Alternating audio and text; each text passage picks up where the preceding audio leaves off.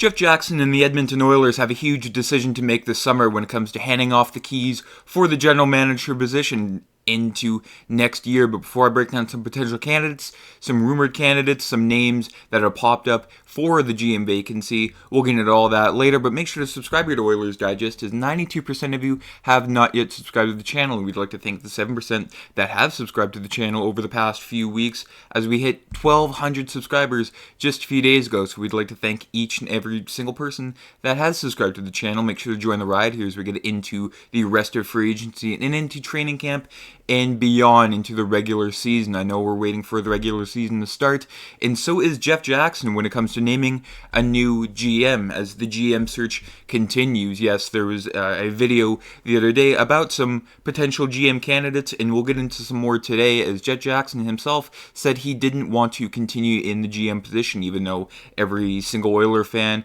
has told him stay in that position. And of course, getting a GM is clearly a priority.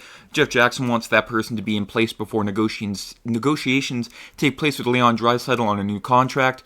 Draisaitl has entered the final season of his 8-year deal and can sign an extension at any time. Of course, Leon Draisaitl's agent, Yuri Poner, has said that he's pretty confident that a deal will get done, and it was pretty much just, Edmonton and Draisaitl meeting in the middle. Of course, there wasn't much time to, for Leon Draisaitl to shut down after the season, after the Cup final. Of course, he's dealing with some injuries and also dealing with some personal stuff. Of course, there was the engagement that was all over, Canadian hockey news. That's just how slow the summer has been when an engagement of a superstar makes front page headlines, but congrats to him.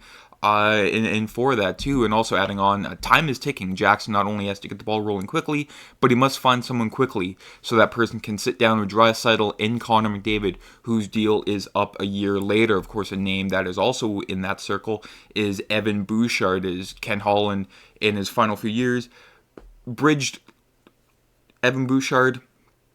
And was that a mistake? I believe so. Should have locked him up, long term a long time ago, but we'll get to that bridge when we get there. No pun intended. So let's look at the first GM candidate here, in my opinion, Sean Burke. Sean Burke was on the GM track a few years ago when he ran Canada's 2017 World Championship entry and headed up the 2018 Olympic team that did not have NHL players. He interviewed for the Oilers position that went to Ken Holland in 2019, as well as with the Canucks in 2022 before Patrick Allvin was hired. There's a bunch of candidates in, a potential GM candidate list for the Oilers that were, interviewed back in 2019 when it went to Holland. So to see them get a second chance here, lots of familiar names here, and adding on Burke, who's 57, has been the director of goaltending for the Vegas Golden Knights for the past 2 seasons and was instrumental in helping them win the Stanley Cup in 2023. And the Knights, of course, used 5 goalies that season, Logan Thompson, Adin Hill, Yuri Patera, Laurent Brossoit.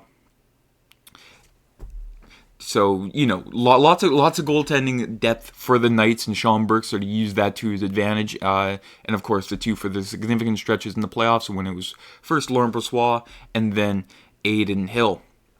So for a former goaltender to be GM, that would be, instrumental for the Oilers. Of course, Stuart Skinner sort of needs that kind of help. The current Oilers goalie coach is not really that good, and he's been with the team for going on 15 years here.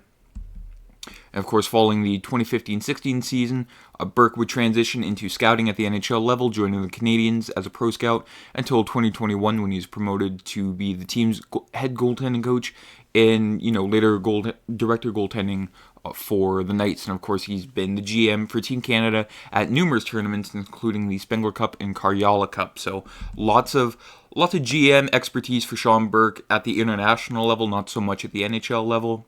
But to give him a shot, like I said, to help Stuart Skinner sort of, transition into, becoming a much better goaltender, that would be huge for the Oilers, and just fresh blood for the Oilers. Like I mentioned in the other video regarding the GM candidates, it would help them immensely.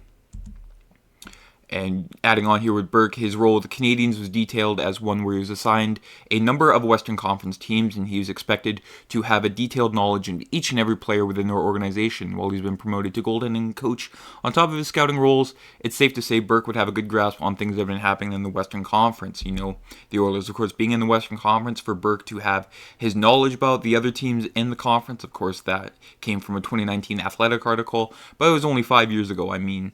not a whole lot has changed in the NHL since 2019. Of course, there were a few years with, the shortened seasons.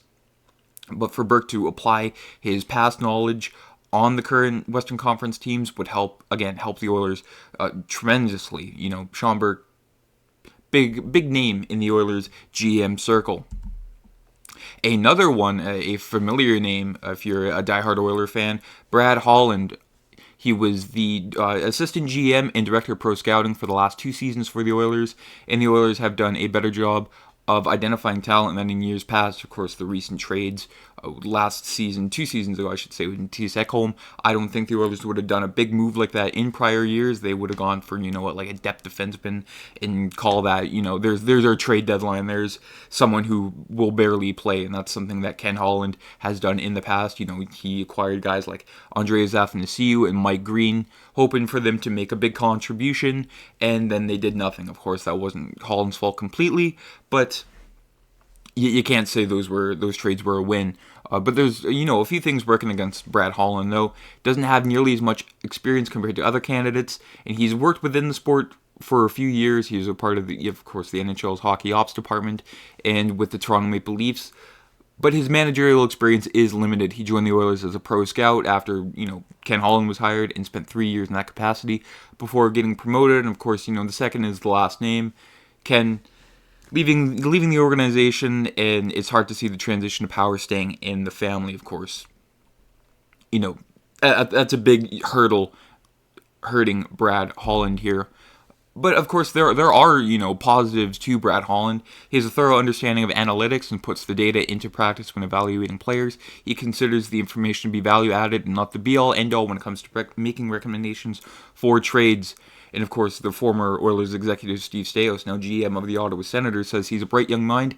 And seeing how he uses the data in numbers, it's on a different level. So it's kind of a fresh way of thinking about things, not just, relying on the eye test, but letting the numbers also guide your decisions, sort of using a 50-50 mix of both the eye test and numbers to make better decisions, when former Oiler GMs in the past have just thoroughly relied on the eye test and other pro scouts who, again, made poor decisions when it came to trying to upgrade the team, when really it was either a lateral move or it made the team worse. And what I like about Brad Holland is he tried to, make bigger decisions, of course, when he went up to his dad, Ken, saying, let's make these big decisions. Ken was a little reluctant at first. Of course, the quote saying, it's Holland's duty to egg Ken on to think big. And Brad said to Ken, said to him one time, fortune favors the bold, and Ken laughed at him and said, maybe you can be bold when you have the chair. Now, Ken's reluctance for big moves, that sort of waned over the years. Of course, like I said, the Ekholm deal and other smaller moves that just made the Oilers bigger. Of course, the Ekholm trade was huge for a guy like Ken Holland, when normally he made poor trades, like trading Ethan Bear, who worked really well with Darnell Nurse as a defense partner, traded him for Warren Foegele, who is nothing more than just a middling winger. Now that he's gone, I can say it, but he did make some poor moves, and also, the Duncan Keith trade for Caleb Jones, when he let Chicago off the hook for that Duncan Keith contract. We'll get into that a little bit later, but for Brad Holland, I think he'd be a good candidate. Again, it's the name that's, sort of harboring him. Maybe Jeff Jackson doesn't, want to continue with that. Maybe he wants for a fresher name, a newer name, who knows, but there's one name that has been mentioned in the running for Oiler GMs that I don't think would be necessarily a good move. Others have, sort of said, okay, maybe he needs a second chance. And that would be Stan Bowman. You can see there, the move was kind of, the rumors with Stan Bowman in the Oilers organization. It sparked a few petitions there. When you have that going against a rumored GM name, maybe that's not the guy that you should potentially go after. With Stan Bowman, he's reinstated by the NHL and became eligible for hiring on July 10th. He was linked to the Oilers by numerous people, Elliot Friedman being one of them. Bowman worked in the Blackhawks organization from 2005 to 2021 and was the GM who led them to Stanley Cups in 2010, 2013, and 2015. And of course, However, the elephant in the room here, the problem with hiring Bowman, is the potential backlash from fans. You saw the petition there. He was in charge during the Kyle Beach allegations as the former player accused of Blackhawks staff member. And then Bowman was, subsequently banned from the NHL for his handling of the situation. And although he's built Stanley Cup winning teams, the potential backlash from fans isn't worth it. Not only that, but sort of the moves that he tried to keep that Blackhawks core together, it ended up, sort of forcing them into